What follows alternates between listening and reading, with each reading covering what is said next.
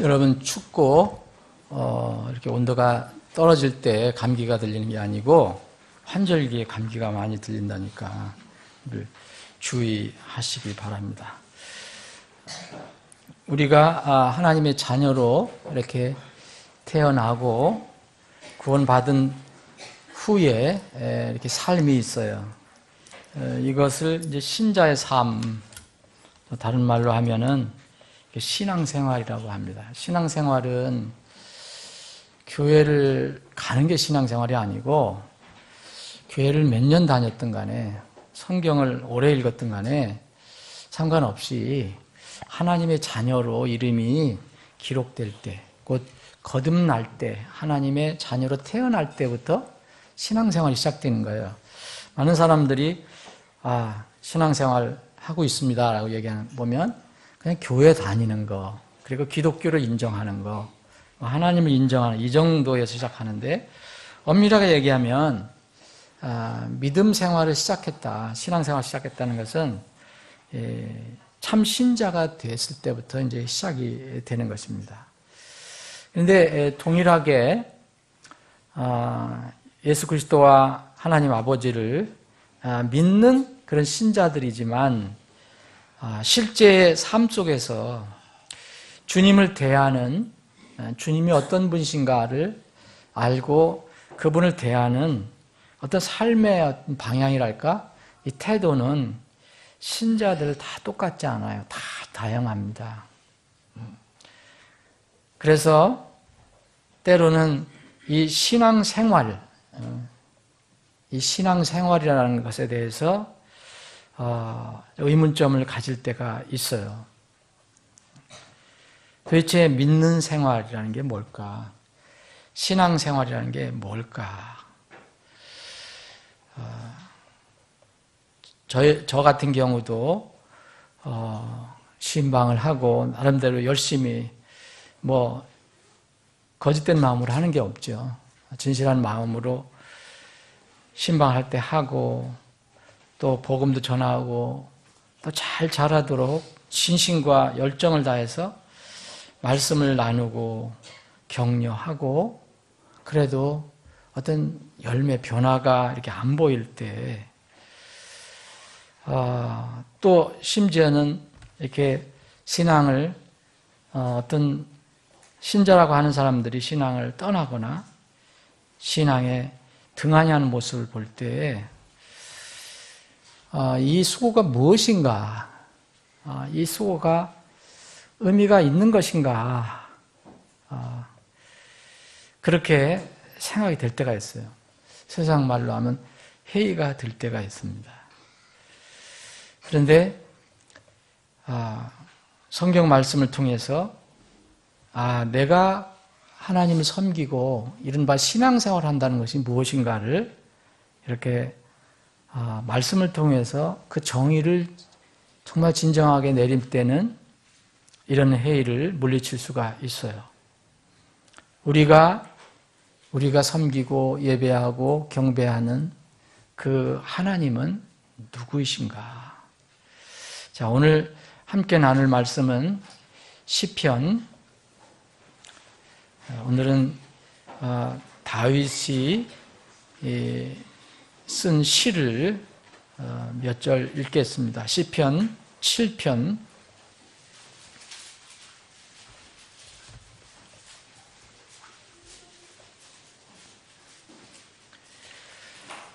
제가 읽고 여러분들과 함께 읽을 부분을 말씀드리겠습니다. 1절부터 읽겠습니다. 오 주 내 하나님이여, 내가 주를 신뢰하오니 나를 핍박하는 모든 자들에게서 나를 구원하시고 나를 건져내소서. 시편 기자인 이 다윗은 지금 형편이 우리가 다 정확하게는 모르더라도 이 말씀을 보면 굉장히 어려운 상황에 있다는 것을 알 수가 있죠. 건져낼 자가 없으면 그가 사자처럼 내 혼을 갈기갈기 찢고 뜯을까 염려하나이다. 오 주 내 하나님이여, 만일 내가 이것을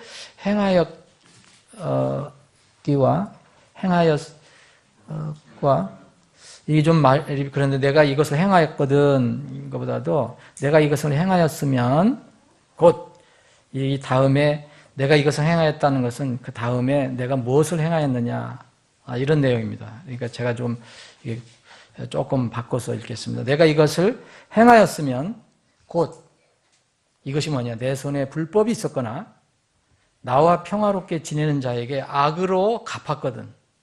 하나님 보시기에 내가 정말 잘못된 그런 행동을 했다면, 그리고 괄호는 진실로 그렇지 않다 이렇게 얘기하는 거죠. 참으로 내가 까닭없이 내 원수된 자도 건져내야 싸우니, 원수가 내 혼을 핍박하고 가져가며 참으로 내 생명을 땅 위에 짓밟고 내 명예를 흙 속에 던지게 하소서. 셀라. 만약 내가 그렇게 했다면, 내가 이런 것을 행하였다면, 내 손에 불법이 있었거나 평화롭게 지내는 자에게 내가 악으로 갚았거든 내 혼을 핍박하셔도 좋습니다. 내 생명을 땅 위에 짓밟아도 좋습니다. 이런 얘기입니다. 오 주여, 내 원수들의 경로로 인하여 친히 분노 중에 일어나시며 몸을 드시옵소서. 나를 위하여 깨시고 주께서 명령하신 심판으로 나아가소서. 그리하시면 백성의 회중이 주를 애워싸리니 그러므로 주께서 그들을 위하여 높은 곳으로 돌아오소서. 8절 9절 뜻을 생각하시면서 읽으시겠습니다. 2절 읽으시겠습니다. 주께서 만백성을 심판하시리니 오 주여, 내 의와 내 속에 있는 내 순전함에 따라 나를 심판하소서. 오 사악한 자의 사악함을 끝내시고 오직 의로운 자를 굳게 세우소서. 의로우신 하나님께서는 마음과 속 중심을 시험하시나이다. 아멘. 아버지 하나님, 오늘도 이 복된 주일 아침에 이 하나님의 거룩한 말씀을 주심을 감사합니다. 우리 머리로는, 또 우리 지혜로는, 우리 지식으로는 하나님 말씀을 온전히 다 이해하지 못할지라도 오늘 이 시간 주님께서 도와주셔서 이 말씀이 의미하는 뜻이 무엇인지, 이 시편 기자 다윗이 성령의 감동을 받아서 왜 이런 말씀을 기록했는지 그 교훈을 저희들이 깨닫고 알 수 있게 도와주시기를 원합니다. 단순한 그냥 성경을 읽고 또 예배, 형식적인 예배를 드린 시간이 아니라 이 시간 우리 각자의 가슴 속에 주님께서 말씀해 주시는, 선포해 주시는 그 하나님의 말씀을, 하나님의 음성을 통해서 듣는 시간이 되게 하여 주시옵소서. 거룩하신 예수님의 이름으로 기도합니다. 아멘. 때로는 우리가 이렇게 신앙생활할 때 회의가 들 때가 있어요. 여러분도 있죠. 왜냐하면 모든 일이 생각대로 되지도 않고 또 기도한 대로 이루어지지도 않고, 또 더군다나 성경만을 믿는 우리 성경 신자들은 특별히 몸으로 느끼는 것인지 실제적인 어떤 성령 운동, 은사주의 운동을 하는 사람들처럼 그런 걸 기대하지도 않습니다. 우리가 나름대로 열심히 기도하는데 왜 응답되지 않을까? 그러면서도 여전히 왜 하나님은 우리를 보고 기도를 하라고 그렇게 하실까? 왜 우리는 계속해서 이렇게 기도를 해야 하는 것일까? 이런 생각이 또 들 때가 있습니다. 전도를 해도 전도를 받지도 않고 별 열매도 없는데 왜 하나님께서는 우리를 보고 땅의 끝지역까지 이르러 복음을 전하라고 얘기하실까? 본 설교자도 예를 들어서 수년 동안, 길게는 수년 동안, 짧게는 수개월 동안 어떤 분을 위해서, 어떤 형제 자매를 위해서, 어떤 가정을 위해서 기도하고 최선을 다해서 말씀 전하고 또 나름대로 권면도 하고, 그런데 왜 변화가 없을까? 왜 좋은 열매가 나타나지 않을까? 이렇게 내가 하는 신앙생활이 무슨 의미가 있는 것일까? 한 사람의 성도로서, 그리고 소명받은 목회자로서 지금 내가 기도하는 것은, 내가 이 목회를 하는 것은, 전도하는 것은, 진리를 전하는 것은 무슨 의미가 있는 것일까? 여러분, 정직하게 여러분들 스스로 고백하실 수 있을 것입니다. 여러분들이 기도하자마자 모든 기도를 다 여러분들이 생각하는 방법으로 다 들어주십니까? 그렇지 않잖아요. 현실적으로는. 그게 얼마나 오래될지도 모르겠고 때로는 이제 빨리 응답되는 것도 있지만 사회 어떤 경우는 수십 년을 기도하는 내용도 있습니다. 이런 기도가 무슨 의미가 있을까? 간절하게 기도를 하는데 응답되는 것보다도 응답이 더디거나 응답 소식이 없는 것이 왜 더 많을까? 이것은 무엇을 의미하는가? 이런 생각을 자꾸 하게 되니까 때로는 힘이 빠질 수도 있습니다. 저도 똑같습니다. 여러분들과 똑같습니다.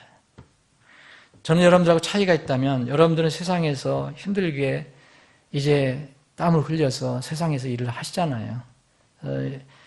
그런 거하고 저는 좀 차이가 있죠. 저는 세상에서 일을 해서 땀을 흘리지는 않지만 계속해서 주님과의 교통, 말씀, 그리고 전도, 또 다른 하여튼 관련되는 거, 제 일반 생계의 생활, 기본적인 생활 예에는 다 그런 거거든요. 전화를 하나 해도 그렇고 뭐도 하나 해도 그렇고. 근데 이렇게 내 신앙생활이 뭘까? 내 목회생활이 뭘까? 이렇게 생각할 때 힘이 빠질 때가 있습니다. 여러분들도 그렇잖아요. 응? 내가 저 형제를 위해서 저 자매를 위해서 이렇게 기도하고 간절히 소망하는데 왜 저렇게 열매가 없고 왜 저분은 신앙에서 멀어져 갈까? 그런데 문득 하나님께서 우리에게 깨우침을 주실 수 있습니다. 이번에 제가 그런 깨우침이 있었습니다. 모르고 있다가 처음에 그냥 전혀 모르고 있던 건데 처음 이번 깨달은 진리가 아니에요. 늘 잘 알고 있었고 또 여러분들과 수없이 많이 나누었고 또 내가 친히 이렇게 다른 사람에게 내가 잘 하지도 못하면서 다른 사람 격려하고 전해주었던 그런 진리인데 그게 새삼스럽게 어떤 시간에 그게 딱 와닿을 때가 있어요. 그걸 다른 용어로 신비한 용어로 얘기를 할 필요도 없지만 그런 게 있을 수가 있어요. 그래서 저는 지난 금요일 밤 조용히 예배당에서 금요일 밤에 기도를 하는 가운데 그런 말씀을 통해서 그런 깨우치심이 있었어요. 그리고 나니까 어떻게 생겼냐? 힘이 생기더라고요. 그리고 나니까 마음에 기쁨이 생겼어요. 환경과 조건을 보면 힘이 날 수가 없는데 기쁨이 생길 수 없는데 이런 깨우침을 그 말씀을 통해서 깨우침을 받고 나니까 그것을 다시 리마인드를 해보니까 마음에 평안이 오고 기쁨이 있었습니다. 바로 이것이 우리 그리스도인으로서 또 저 같은 경우 말씀 사역자로서 우리가 앞으로 주님 오실 때까지 주님 만나뵐 때까지 살아야 할 어떤 삶의 가치 그리고 보람이 여기에 있는 것이 아닐까 생각해 봤습니다. 누가복음 18장에 불의한 재판관 이야기가 생각이 났습니다. 아주 여러분들이 능숙한 그런 저기 뒤에 누가 있는 것 같은데 한번 좀 가보세요. 그 불의한 재판관 생각이 났어요. 뒤에. 그 불의한 재판관,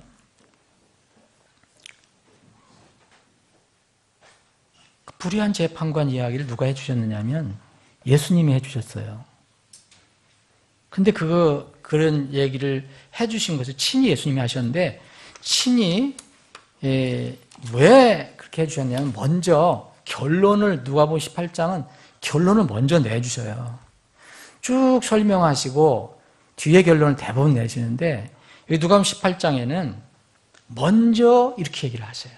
자, 누가복음 18장 1절에 보면 사람들이 항상 기도하고 낙심하지 말아야 할 것을 보여주시려고 이 얘기예요. 결론을 먼저 얘기했어요.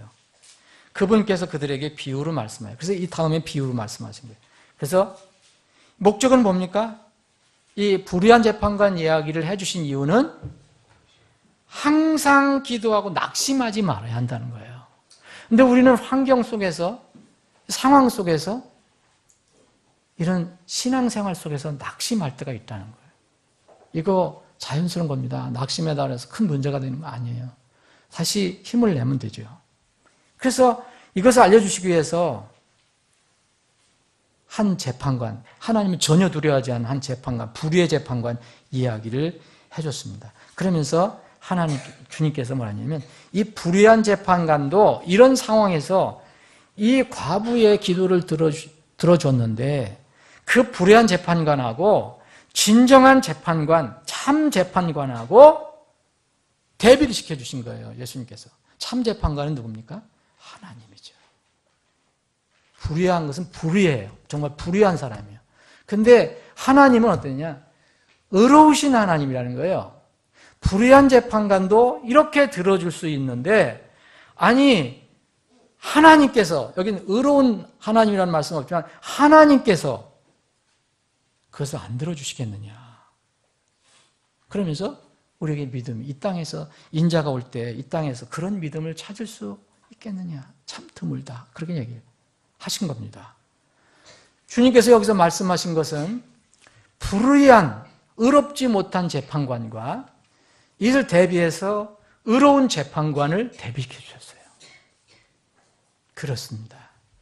우리가 믿는 하나님, 우리가 섬기는 하나님은 불의한 재판관이 아니에요.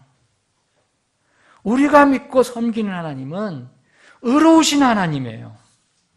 오늘 이 구절에 보면 의로우신 하나님, 의로우신 하나님, 영어는 the righteous God를 했어요. 여러분, 하나님을 우리가 이렇게 얘기할 때 여러분들이 원하는 그 앞에 수식어를 붙일 수 있잖아요. 여러분들이 곤궁에 처하면 나를 건져주신 하나님, 내가 어려움 속에 있지만 하나님께서 나를 이렇게 긍휼을 베풀어 주실다. 긍휼의 하나님. 내 마음에 평안이 없고 불안해. 이럴 때 나에게 평안을 주시는 평안의 하나님, 평강의 하나님. 또 나는 이렇게 더럽고 어떤 때는 참 죄와 싸워서 이기기 어렵지만 내가 믿는 하나님은 어떤 하나님이냐? 거룩한 하나님. 뭐 여러분들이 얼마든지 하나님의 그 품성, 속성을 이렇게 붙일 수 있습니다. 근데 오늘 이 시편 기자는 의로우신 하나님이라고 그래요. 의로우신 하나님께서 내 마음과 속중심을 트라이 하신다, 살펴보신다, 시험하신다고 그렇게 합니다. 그래서 여기 7편 보면 3절, 4절 읽은 것처럼 하나님, 의로우신 하나님이에요. 근데 제가 만약 이런 것들, 내 손에 불법이 있었거나 또 다른 평안롭게 사는 사람을 내가 악한 마음으로, 악한 의도로 악을 갚았거든. 그 사람에게 악한 짓을 했다면 저를 이렇게 어려움을 줘도 좋습니다. 그런 얘기예요. 그런데 저는 그렇게 하지 않았습니다. 라는 얘기예요.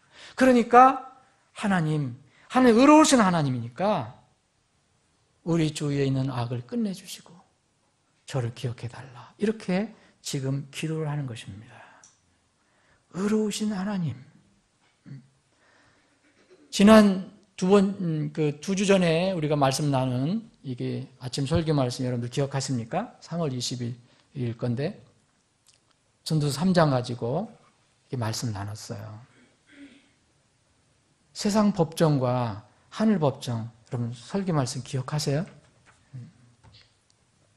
왜 세상의 재판은 재심이고 3심이에요? 때로는 뭐 대법원까지 하면 4심도 될 수 있고요. 왜 그렇습니까? 인간은 완전하지 않기 때문에 사람들이 억울한 일을 당할 수가 있다는 거예요.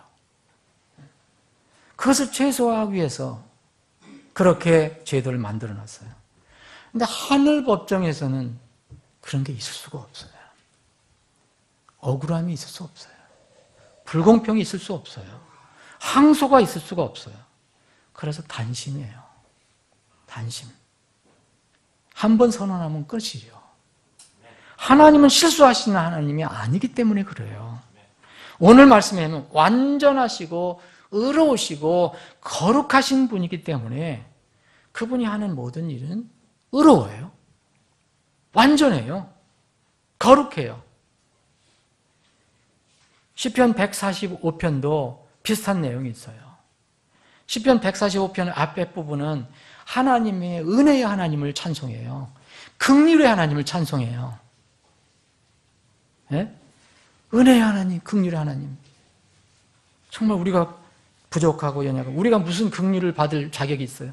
그런데 그런 하나님이다라고 찬송하면서 17절에 이렇게 얘기합니다. 주께서는 자신의 모든 길에서 의로우시고 주께서는 자신의 모든 일에서 거룩하시도다. 그분의 모든 길에서 그분은 의로우셔요. 정말 의로우셔요. 그리고 그분이 하시는 모든 일은 티끌 하나 어떤 결점 없이 거룩하셔요. 이 분을 우리가 아버지라고 부르고 있어요. 시편 9편 7절 8절에도 이런 말씀이 있습니다. 주는 영원히 계신다.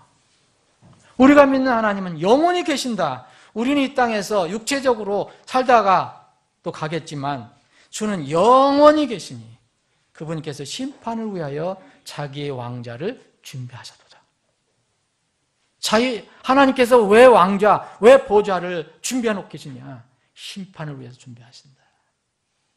그분께서 세상을 의로 심판하시고 올바름으로 만 백성에게 심판을 베푸시리로다. 세상의 법정 재판에는 불공평과 억울함이 있을 수 있습니다. 어떤 사람은 의도적으로 악한 일을 해요. 판사도 잘못된 판단을 할 수 있습니다. 뇌물을 먹고 할 수도 있어요. 자기의 인간의 정 때문에 누구 아는 사람, 연줄, 선입관, 선후배 이런 것을 저기해서 감안해서 재판을 굽게 할 수 있어요. 그런데 하나님의 재판에는 억울한 사람이 하나도 없습니다. 여기 계신 여러분들 중에 한 사람도 그때 가서 나 억울합니다. 난 이거 몰랐는데요. 그렇게 할 사람 한 사람도 없어요. 아무도 하나님의 심판에 이의를 제기를 못합니다. 하나님의 능력은 전능하심은 뭡니까? 우리 마음의 생각과 의도까지 분별하신다 그랬는데 세상 사람들이 그렇게 할 수 있습니다. 세상 재판관이 그렇게 할 수 있어요? 마음의 생각과 의도를 분별하시는 분이라고 하셨어요. 그분이 심판하시는 겁니다. 우리가 죄를 사함받고 믿음을 통해 죄를 사함받고 영원히 구원받는 것은 모든 사람에게 차별 없이 주시는 하나님의 선물을 우리가 받은 겁니다. 그죠? 믿음을 통해서. 이걸 하나님의 은혜라고 그래요. 긍휼이라고 그래요. 여기에는 차별이 없어요. 조건이 없어요. 배경도 필요 없어요. 남녀노소, 빈부, 귀천 아무 차이가 없어요. 병든 자, 가난한 자 무슨 아무 상관이 없어요. 건강한 자. 백인, 흑인, 황인 아무 상관없어요. 다 믿음으로 하나님께 주시는 선물을 받을 수 있어요. 그래서 은혜예요. 말 그대로 은혜예요. 그런데 하나님의 심판은 은혜와 상관없어요. 만약 하나님의 심판이 은혜와 연결된다면 이게 큰일이죠. 그래서 우리는 누구든지 구원받을 수 있는 거예요. 자격이 없어도. 믿음을 통해서. 그런데 하나님은 공의로우신 분이라고, 이 의로우신 분이라고, 거룩한 분이라면서 심판을 계속 얘기했어요. 심판은 뭡니까? 하나님의 심판은 은혜로 누구에게나 동일하게 베푸시는 것이 아니에요. 그건 구원이 아니에요. 이 하나님의 심판은 각 사람의 몸 안에서 그들이 스스로 이룬 것들을 그것이 선하든 간에 악하든 간에 그 자기의 그 행위에 따라서 베푸시는 거예요. 이건 은혜하고는 상관이 없어요. 은혜는 일방적으로 하나님께서 내가 어떻게든 간에 주시는 걸 얘기하는 거고요. 그래서 하나님의 심판은, 의로우신 하나님의 심판은 반드시 뭐와 연결되느냐 하면 보상으로 연결되는 거예요. 예전 용어로는 상급. 제가 깨우침이 있었다는 것은 제가 무슨 기신비한 체험을 했다는 게 아니에요. 그렇게 하면 또 잘못하면 이단 또 교주가 될 수가 있어요. 요새 그거 공부해 보니까 대부분 그렇게 자기가 깨우침을 받아갖고 시작을 해요.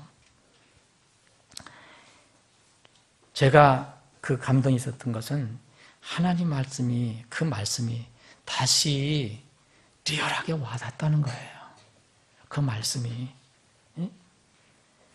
사랑하는 여러분, 남북 통일을 위해서 제가 어느 라디오를 들으니까 남북 통일을 위해서 그렇게 간절히 기도한다는 이야기를 들었어요. 특히 북한에서 내려온 분들은 더 할 거 아니에요. 탈북자들이 이제 크리스찬이 돼갖고 그 사람들은 정말 가장 중요한 게 뭐겠어요? 거기에 남겨두고 온 부모들, 자식들, 그 친지들. 그 사람들이 나는 여기서 자유를 누리고 있는데 거기는 너무 고통스러우니까 빨리 통일이 됐으면 좋겠다. 그러니 가장 자기가 필요한 것을 간구하게 돼 있잖아요. 그 사람들은 저희가 틀릴 거예요. 기도하는 그 내용이. 남북 통일이 됐으면 북한 동포가 저기 압제해서 저 김정은 그 일당이 압제해서 빨리 벗어났으면 하는 것이 기도 제목이에요. 이 사람들은 오래전서부터 간절하게 기도했다고 그랬어요. 그런데 가만히 저를 생각해 봤어요. 나는 얼마나 저들처럼 기도를 했을까.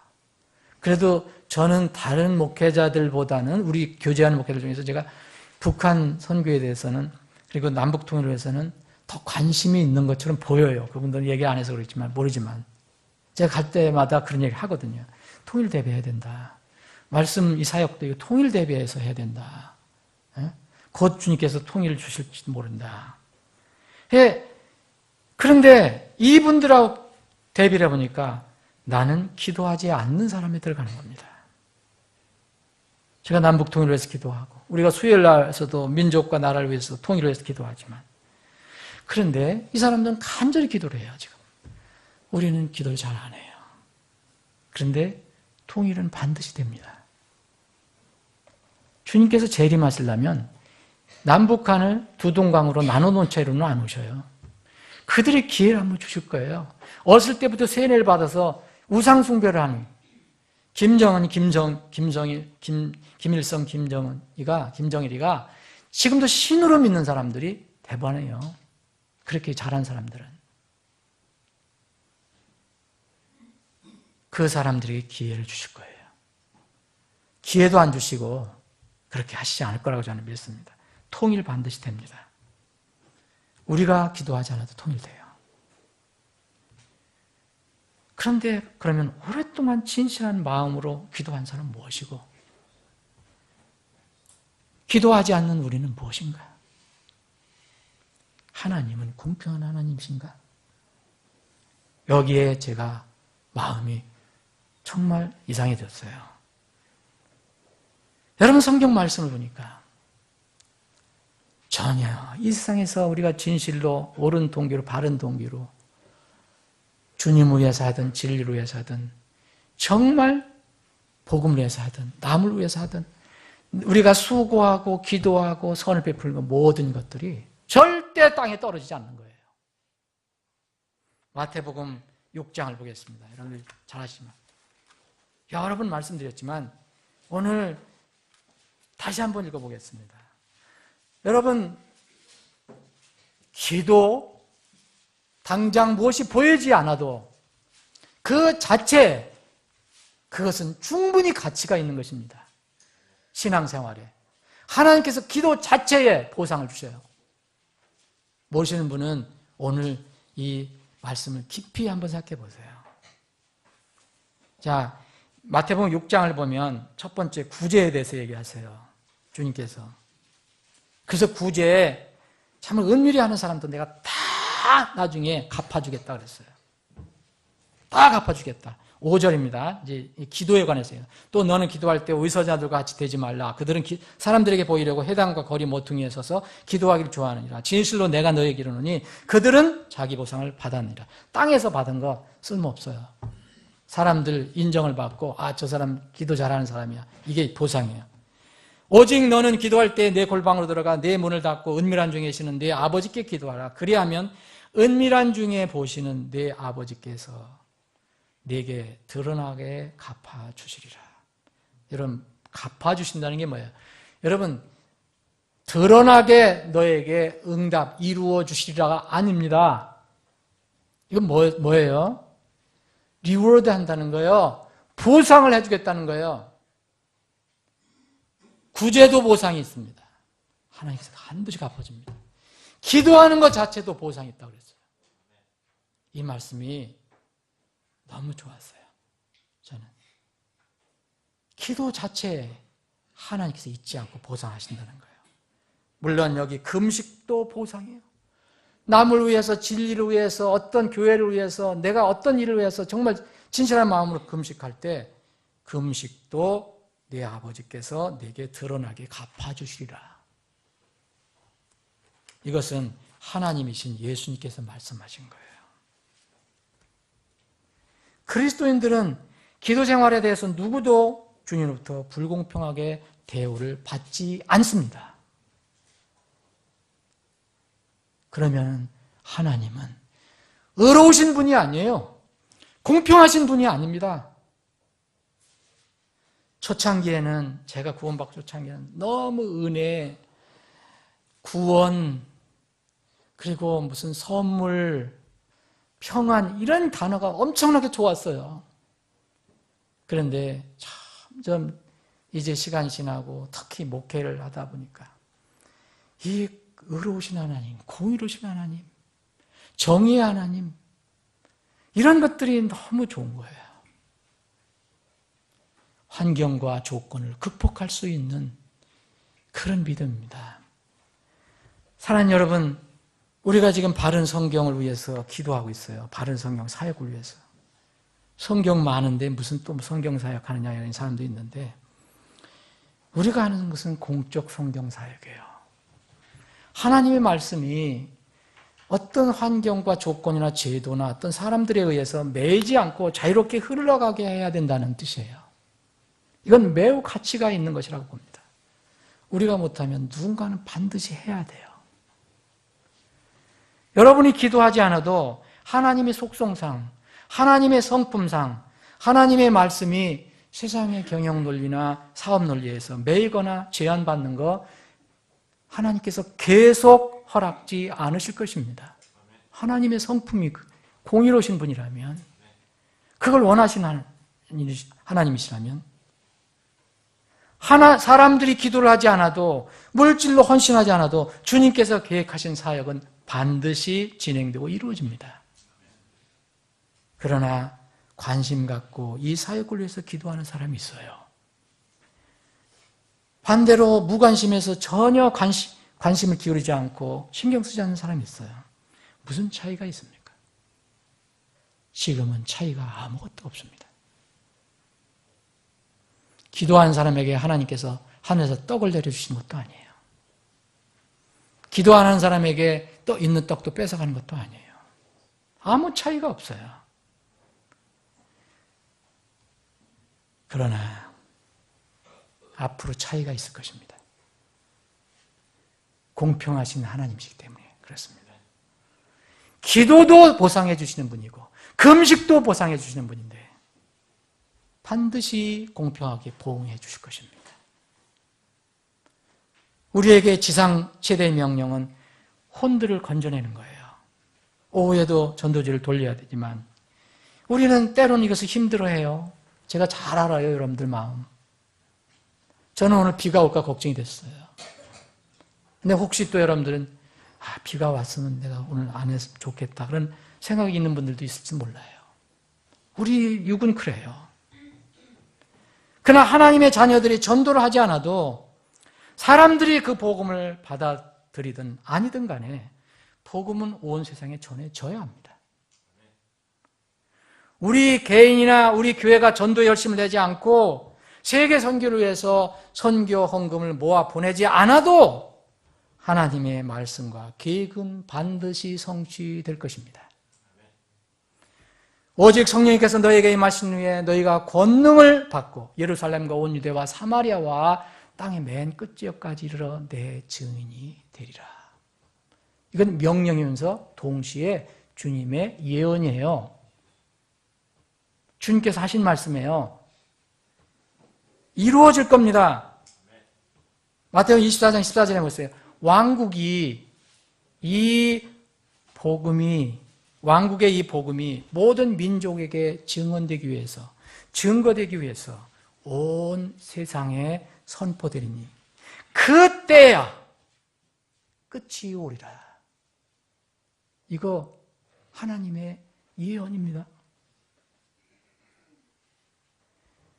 그러면 우리는 그 하나님이 이루시는 과정에서 아무것도 안 해도 하나님이 이루어 가십니다.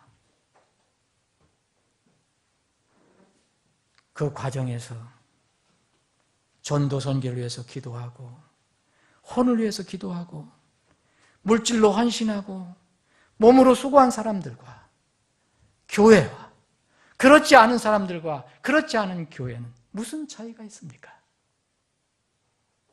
지금 차이 없습니다. 그러나 하나님이 분명히 공정하고 공평한 righteous God, 의로운 하나님이라면 이들의 땀과 수고와 정성이 결코 가치 없는 것으로 끝나지 않을 것입니다. 하나님은 공평한 하나님이십니다. 여러분 주일 한 번 주님께 예배드리는 것도 여러분 아무것도 아닌 것 같지만 영혼을 다루시는 하나님께서는 정말 하나도 놓치지 않으세요.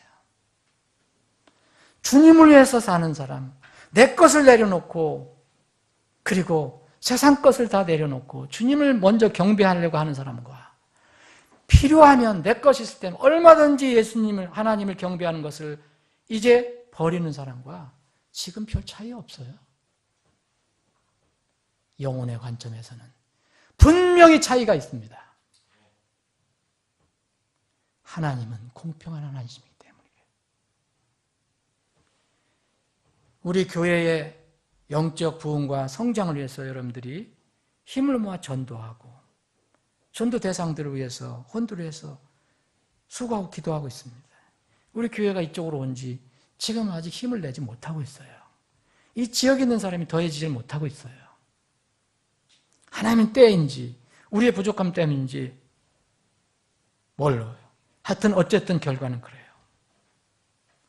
그런데 나름대로 기도하시고 전도하시고 정말 애쓰는 분들이 있는가 하면 전혀 관심이 없고 아무 수고도 않는 분들이 있다면 어떻게 될까요?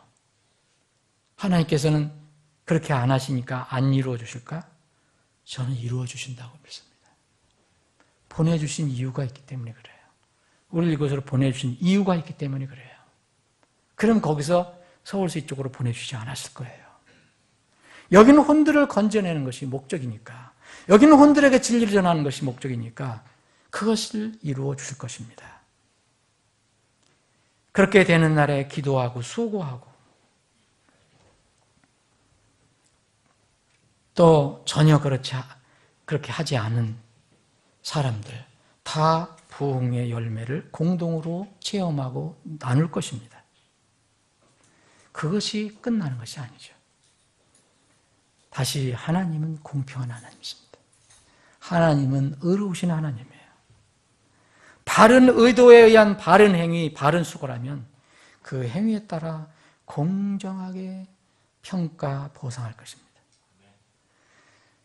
저는 이 하나님이 너무 좋습니다. 하나님은 공평하시고 거룩하신 우리의 아버지. 제가 때로는 여러분들을 위해서 기도하고 무슨 문제를 기도할 때 기도 응답이 더디거나 늦을 때 낙심될 때가 있어요. 근데 지난 금요일 밤에 그 말씀이 와닿을 때, 기도에 대해서도 하나님께 결코 잊지 않으시고 보상해 줄 것이라는 것. 그 보상은 미래잖아요. 이것이 정말 내가 믿는 하나님께 주신 말씀이구나. 사랑하는 여러분, 하나님의 자녀들이나 불신자나 이 땅에서 완전하게 공평한 삶 누릴 수 없어요. 여러분이 아무리 노력해도 그건 불가능합니다. 여러분들의 힘이 아닌 다른 어떤 외부의 힘에 의해서도 여러분들은 불공평하게 대우를 받고 그렇게 살 때가 있어요. 억울할 때도 때로 있어요. 어차피 이 세상 삶은 성격상 불공정한 것이 피할 수가 없어요. 불공평한 것을 다 피할 수가 없습니다. 그러나 공평하게 보상받을 날이 있습니다. 하나님의 자녀들은 이때를 소망하며 사는 거예요. 지금 억울하고 부당한 대우를 받더라도 살아계신 우리의 하나님 아버지께, 그분께서 공평하고 거룩하고 완전하게 우리를 평가하시고 우리를 다루어 주실 때가 있다는 것을 믿고 사는 겁니다. 그것이 소망입니다. 그것이 소망이에요. 마태복음 5장 다시 한번 보겠습니다. 여러분 안 찾으셔도 좋습니다. 제가 먼저 읽겠습니다. 마태복음 5장 3절입니다. 여러분 여기에 보면 이 팔복에 관한 주님께서 말씀하셨어요. 복이 대부분 뭐예요? 여러분, 복이 대부분이요, 이 왕국을 지금 소유하는 것 외에는요, 전부 미래형으로 되어 있어요. 앞으로 이렇게 될 것이다. 앞으로 이렇게 될 것이다. 하나님께 정해주신 때가 있어요. 자, 그리고 쭉 이제 3절부터 이런 복을 얘기하고 10절에 보면 의로 인하여 핍박받는 자들은 복이 있나니 하늘의 왕국이 그들의 것이기 때문이라. 나로 인해 사람들이 너희를 욕하고 핍박하며 너희를 대적하여 거짓으로 온갖 악한 것을 말할 때 너희에게 복이 있나니 기뻐하고 즐거워하라. 땅에서가 아닙니다. 하늘에서 너희 보상이 크니라. 그들이 너희 전에 있었던 대언자들도 이와 같이 핍박하였느니라. 사랑하는 여러분, 우리는 이 소망이 있는 거예요. 이게 신앙생활이에요. 때로는 낙심하고 때로는 마음이 내려앉을 때도 있지만 공정하신 하나님은 공정한 보상을 해주신다는 거예요. 참 놀라운 진리예요. 저는 이 내용을 정확히 다 몰라요. 그런데 우리가 하늘에 가면 그 완전하신 하나님께서 우리에게 공정하게 보상해 주신다고 했으니까 그대로 이루어질 것입니다. 예수님도 이 본을 보여주셨어요. 예수님 이 땅에 계셨을 때, 여러분 지상생활 하셨을 때 여러분들과 저의 죄를 위해서 얼마나 고통을 받으셨어요. 그 견딜 수 있겠어요? 여러분 이 땅에서 삶이 전부라면 견딜 수 있겠어요? 예수님도 견디기 어렵습니다. 예수님은 예수님 앞에 놓여있는 기쁨을 그 생각하시고 이 모든 것을 이기셨어요. 히브리서 12장 2절 우리의 믿음의 창시자여 또 완성자이신 예수님을 바라보자. 그분께서는 자기 앞에 놓인 기쁨으로 인해 이 고통스러운 십자가를 견디신 거예요. 미래 앞에 있는 그 기쁨으로 인해서 그 수치를 멸하시더니 이제는 하나님의 왕좌 오른편에 앉으셨느니라. 그래서 여러분들 힘들고 어려울 때는 예수님이 앞에 있는 기쁨을 보시고 그것을 소망하시고 이런 수치를 참으시고 십자가의 고통을 겪으셨다는 것을 여러분들이 알게 되면 주님을 바라보세요. 그러면 우리가 기진하지 않을 수가 있습니다. 죄인들이 자기를 대적하여 이처럼 거역한 것을 견디어내신 분을 깊이 생각할지니 이것은 너희가 너희 생각 속에 지치고 기진하지 아니하게 하렵니다. 이런 말씀에 위로가 없고 이런 소망이 없으니까 우리가 환경 때문에 조건 때문에 낙심하고 사역자들도 마찬가지입니다. 근데 이런 말씀이 있기 때문에 이 보상, 이런 소망이 있기 때문에 우리는 힘을 다시 낼 수 있습니다. 모세는 어떻게 일종의 신앙생활에서 어떻게 신앙생활했습니까? 옳은 것을 택하는, 미래에 나에게 이루어질 것을 택하는 삶을 살았어요. 지금 이 모세는 지금 왕자로서 굉장히 좋은 생활을 하고 있어요. 모든 걸 누리고 있어요. 이것은 영원한 것이 아니고 그것을 알고 하나님께서 자기에게 준비해 주신 그것을 기억하고 그것을 생각하고 그것을 택하기를 원했습니다.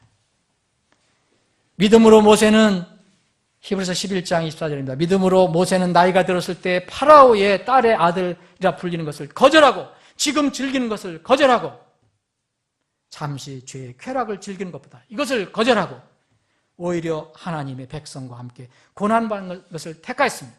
지금 고난을 택하였습니다. 또 그리스도의 치욕을 이집트의 보화보다 더 큰 재물로 여겼으니 왜 그랬겠어요? 왜 그랬겠어요? 공의로우신 하나님, 의로우신 하나님, 이분을 믿었기 때문에 그래요. 그는 주께서 보상으로 보답해 주시는 일에 관심을 두었느니라. 보상이 뭡니까?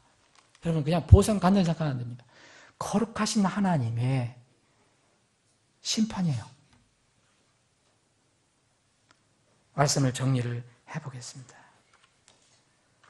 사랑하는 여러분, 우리가 이 땅에서 사는 삶이 참 각박해요. 고단하고 때로는 억울한 일도 생겨요. 정말 힘든 일이에요. 여러분들이 이제 사과를 이렇게 드시는데 제가 한 형제 그 자매 보니까 참 본인은 기쁘게 하겠지만 제가 보면 참 인생 고단하다. 고단한 삶이구나. 그러나 여러분 소망을 가지고 있어요. 이 땅의 삶은 그렇지만 우리가 구원을 받고 구원받은 사람에게는 그런 약속이 주어졌어요. 환경과 상관없이, 상황에 상관없이 우리에게는 그런 소망이 주어졌어요. 그리고 지금 우리는 그 주님을 예배하고 섬길 수 있는 자유가 있어요. 우리 앞에 벅찬 이 기쁨, 놀라운 영광의 그 순간이 있다는 것을 생각하면 우리가 이길 수가 있습니다. 잠언 24장을 한번 보고 마치겠습니다. 잠언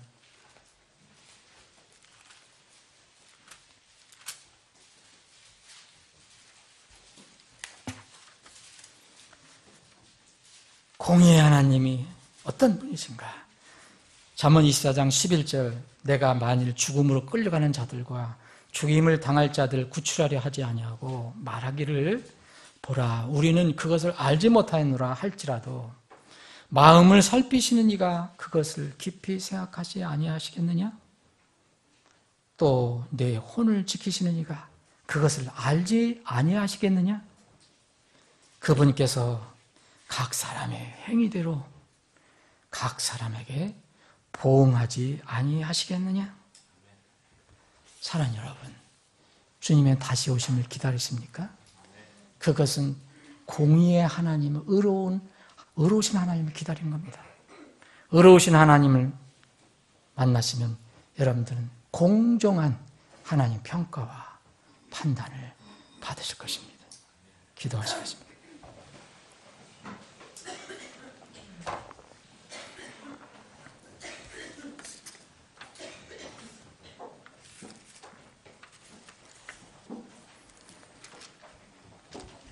잠깐 머리를 숙이시고 눈을 감으시고 오늘 말씀을 한 번 더 묵상해 보시기 바랍니다.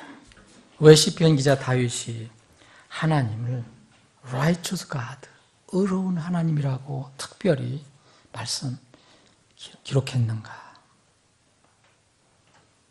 고린도후서 5장 10절에는 우리 모두가 반드시 그리스도의 심판석 앞에 나타나리니 이로써 각 사람이 좋은 것이든 나쁜 것이든 자기가 행한 것에 따라 자기 몸 안에 이루어진 것들을 받으리라.